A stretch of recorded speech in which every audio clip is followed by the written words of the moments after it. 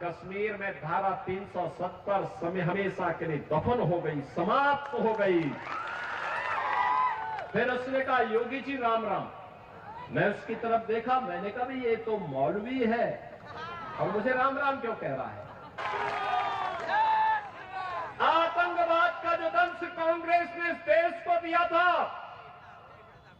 कश्मीर में धारा 370 के रूप में मोदी जी आए, अमित शाह जी गृह मंत्री बने और कश्मीर में धारा 370 समय हमेशा के लिए दफन हो गई, समाप्त हो गई। अब कश्मीर में भी चुनाव हो रहे हैं।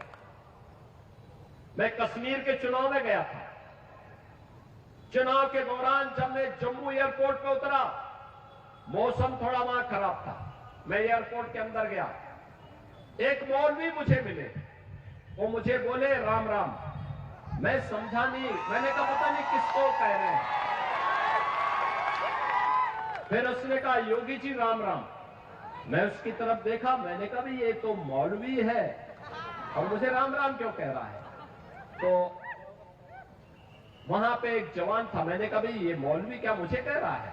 कहा हाँ। तो एयरपोर्ट के अधिकारी भौचक थे।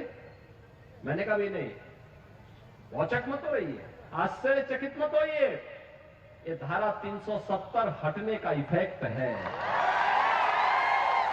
और बहनों और भाइयों, मैं आपसे यही कहने के लिए आया हूं, मैं आपसे यही कहने के लिए आया हूं, वासियों से मैं यही अपील करने के लिए आया हूं। ये जो चुनाव चल रहा है ना, ये चुनाव केवल सत्ता प्राप्त करने का मात्र चुनाव नहीं है। मोदी जी के नेतृत्व में एक भारत श्रेष्ठ भारत बनाने का जो अभियान चल रहा है, महाराष्ट्र इसमें और मजबूती दे, इसकी अपील करने के लिए मैं आया हूं। भारत दुनिया की बड़ी ताकत बने, इसकी अपील करने के लिए मैं आपके बीच आया हूं। आपसे कहने के लिए मैं आया हूं कि सत्ताएं तो आएंगी जाएंगी, 1947 से ही होता रहा है, लेकिन हमारा भारत रहना चाहिए और भारत दुनिया की सबसे बड़ी ताकत बनना चाहिए, मोदी जी के नेतृत्व में बनना चाहिए। यह कहने के लिए मैं आपके पास आया हूं। तभी चेहरे पर खुशहाली आएगी, हर नौजवान के हाथ को कार्य मिलेगा, हर बहन और बेटी सुरक्षित होगी, स्वावलंबन के साथ आगे बढ़ेगी। अन्यथा ये लोग तो भारत और भारतीयता को, ये जो महा अनाड़ी गठबंधन है, यह तो भारत और भारतीयता के स्वाभिमान और सम्मान के साथ खेलने वाला है।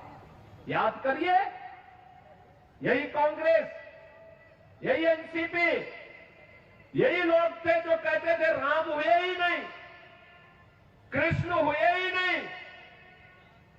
ये वही तो लोग हैं। आज चुनाव के समय भले ही आपके सामने कुछ भी कह रहे हो, लेकिन इन पे विश्वास करने की आवश्यकता नहीं। याद करिए, अयोध्या में भगवान रामलला का भव्य मंदिर 500 वर्षों के बाद इस बार पहली बार रामलला ने अपनी जन्मभूमि पर भव्य दीपोत्सव और दीपावली का आयोजन के साथ इसका आनंद लिया है। पूरी अयोध्या ही नहीं, पूरा भारतवर्ष दीपावली के रंग में एक एक दीप से जगमगाता हुआ दिखाई दे रहा था। और याद करिए, अयोध्या के एयरपोर्ट का नामकरण क्या है? इंटरनेशनल एयरपोर्ट अयोध्या में बना है और एयरपोर्ट का नामकरण महर्षि वाल्मीकि के नाम पर हुआ है।